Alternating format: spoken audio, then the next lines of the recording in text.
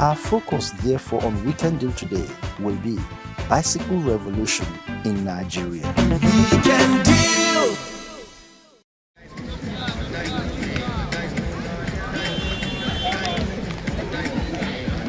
Amsterdam, the capital of the Netherlands, is called the bicycle capital of the world because there are over 810,000 bicycles in Amsterdam alone. And 54% of Dutch who live in Amsterdam, 54% of them from age 12, they ride bicycle on a daily basis. There's no day in the year that they don't ride bicycle.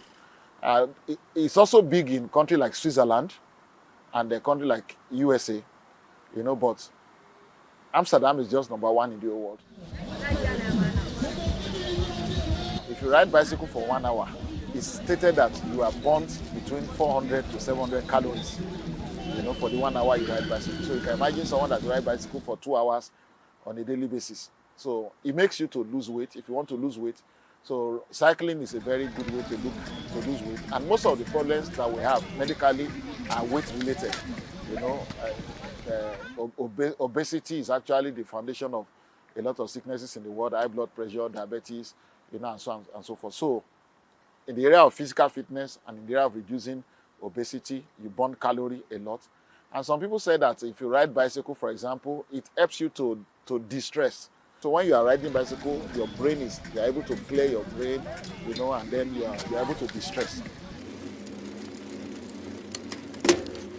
The environmental factors in Nigeria are the reason why we cannot benefit from cycling immediately, because our cities are not well planned. And look at a city like Abuja, for example. A city that is well planned like Abuja has no bicycle lane. But look at most of our estates. There are no walkways. No clear-cut walkways in many of them. The one that had walkways, our cultural, habit of, for example, somebody wants to do maintenance in his house, so he now packs a load of sand and tip it in the walkway. So that's the end of the walkway in that particular area. Not to now talk of bicycle lane even inside the estate. Now look at a city like London. If you are driving to a city like London, you will see bicycle drawn all over the road. You see, I'm sure you have seen it several times. You see bicycle drawn all over the road. And you will never see somebody is driving a car, no matter how, terrible the traffic situation is, the hold up or traffic jam is, it will not go and pass that bicycle lane.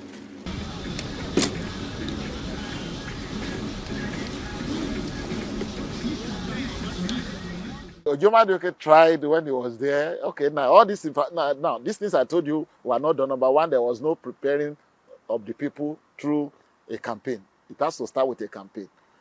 As the campaign is going on, the planning and design and redesign of the roads will be following suit.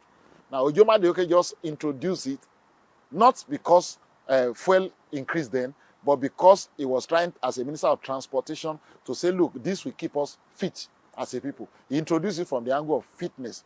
And later commercial, Osita Chidoka was his PA then. So he did it. So he was riding bicycle from his Maitama office to Federal Secretariat. But for how long? After about 1 month, he stopped. So this thing is not just something that you just do as a flash in the pan. It has to be well planned, well programmed. And for example, now this removal of subsidy has taught us this lesson, that in another 10 years from now, that's where we should be. So the planning should start now.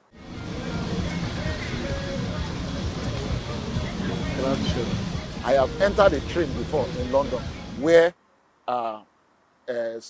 someone who is mayor of another of the cities in London was in the same train with me. You understand me? So later, they moved forward by leading by example.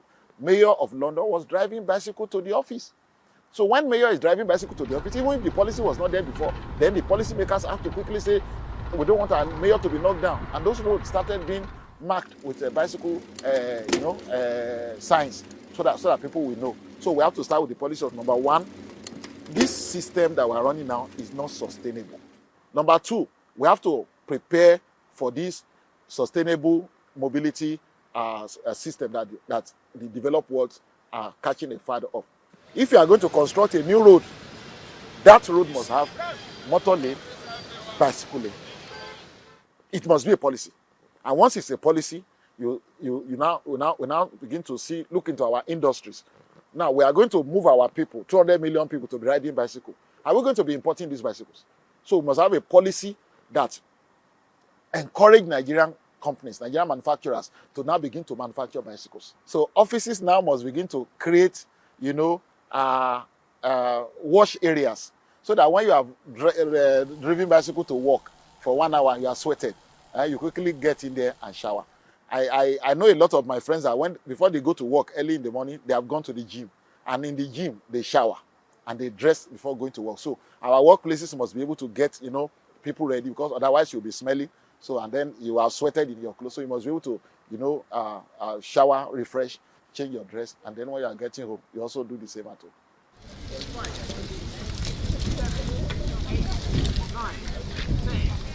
Our focus, therefore, on Weekend Deal today will be bicycle revolution in Nigeria.